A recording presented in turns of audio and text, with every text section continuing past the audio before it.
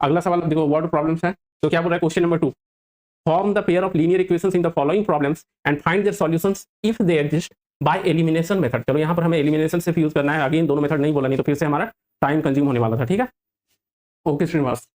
चलो पार्ट 1 देखो क्या बोल रहा है, if we add 1 to the numerator and subtract 1 from the denominator, a fraction reduces to 1. Okay, if it becomes 1 over 2 if we only add 1 to the denominator, what is the fraction? तो हम लोग assume कर लेते हैं, let the fraction be x by y, let the fraction be x by y। अब as per question क्या बोल रहा है, चलो वो हम लोग पढ़ते जाते हैं और इक्वेशन में कन्वर्ट करते चलते हैं। If we add 1 to the numerator and subtract 1 from the denominator, मतलब अगर हमारी न्यूमरेटर x है अभी, तो इसमें आप 1 ऐड कर दो और डिनोमिनेटर से 1 सब्ट्रैक्ट करना है, तो y आपकी डिनोमिनेटर है उससे 1 सब्ट्रैक्ट कर दो, तो ये कितना हो जाता है, इट रिड्यूसेस टू 1, मतलब ये हमारी 1 हो गई। इसे सिंप्लीफाई कर दो, आपको लीनियर इक्वेशन मिल जाएगा एक। तो यहाँ से देखो आपका हो जाएगा x plus 1 equal to y minus 1, cross multiply हमने कर लिया। तो अगर आप इसे स्टैंडर्ड फॉर्म में लिखते हो तो x माइनस वाई, अब इधर देखो प्लस 1 है इधर माइनस 1 है, ट्रांसपोज करोगे ये आके इधर प्लस 1 हो जाएगा। ठीक है, चलो तो ये आपका हो जाएगा x माइनस वाई प्लस 2 बराबर 0, ये मान लो आपकी इक्वेशन नंबर 1 हो गई। दूसरा कंडीशन क्या बोलता है, it becomes 1/2 if we only add 1 to the denominator, मतलब न्यूमरेटर से हम कोई छेड़छाड़ नहीं करते हैं, सिर्फ डिनोमिनेटर में 1 ऐड करते हैं, तो हमारी फ्रैक्शन बन जाएगी 1/2। मतलब हम बोले तो direct x by y plus 1, ठीक है, we only add 1 to the denominator, मतलब y प्लस 1 कर दो आप डिनोमिनेटर को, और ये आपका हो गया 1/2। अब यहाँ से अगर आप क्रॉस मल्टीप्लाई करते हो तो 2x equal to Y plus 1 हो जाएगी, और स्टैंडर्ड फॉर्म में अगर हम लिख लेते हैं तो ये आपकी हो जाएगी 2x माइनस वाई, ठीक है, 2x माइनस वाई माइनस 1 बराबर 0। ओके, ये आपकी हो गई इक्वेशन नंबर 2।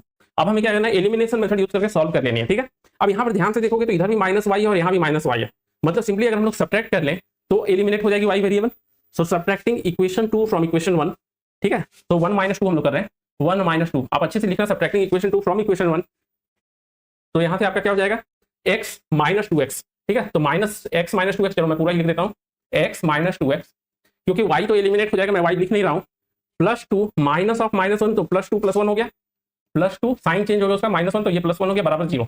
अब ये देखो minus x plus 3 equal to 0, minus x plus 3 equal to 0, तो यहाँ से मिल गई x बराबर 3, x इक्वल टू 3 हो गया, और y की वैल्यू आप या तो इक्वेशन नंबर 1 यूज कर लो या इक्वेशन नंबर 2 यूज कर लो। सो फ्रॉम इक्वेशन 1, फ्रॉम आप लोग को दिख रहा है इतना नीचे मैं लिख रहा हूँ, तो चलो कमेंट करके बोल देना, फ्रॉम इक्वेशन 1 y की वैल्यू कैलकुलेट करनी, तो x हमारा है 3, तो 3 माइनस वाई प्लस 2 बराबर 0, तो यहाँ से मिल जाएगा y इक्वल टू 5, ठीक है, y इक्वल टू 5, और हमें फाइंड क्या करना है, हमें फ्रैक्शन ही फाइंड करनी, राइट, तो x मिल गया y मिल गया। So what is the fraction, चलो इधर मैं लिख देता हूँ, फ्रैक्शन इज, ठीक है, रेट में लिख देता हूँ ताकि आप कंक्लूजन अच्छे से पता चल जाएगा।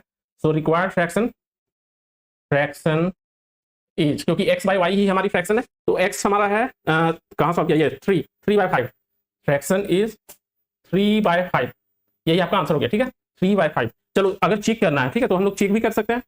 अब यहाँ से ध्यान से देखो, अगर आप ऐड करते हो न्यूमरेटर में 1 तो ये हो गई 4, डिनोमिनेटर से सब्ट्रैक्ट करते हो 1 तो डिनोमिनेटर भी 4 हो गया, 4/4 1 हो गया। ठीक है, अगर सिर्फ आप डिनोमिनेटर में 1 ऐड करते हो तो 3 न्यूमरेटर में रहेगी, डिनोमिनेटर 6 हो जाएगा, तो 3/6 मतलब 1/2, वो भी सेटिस्फाई कर गया। ठीक है, मतलब हमारा आंसर बिल्कुल सही है। ठीक है,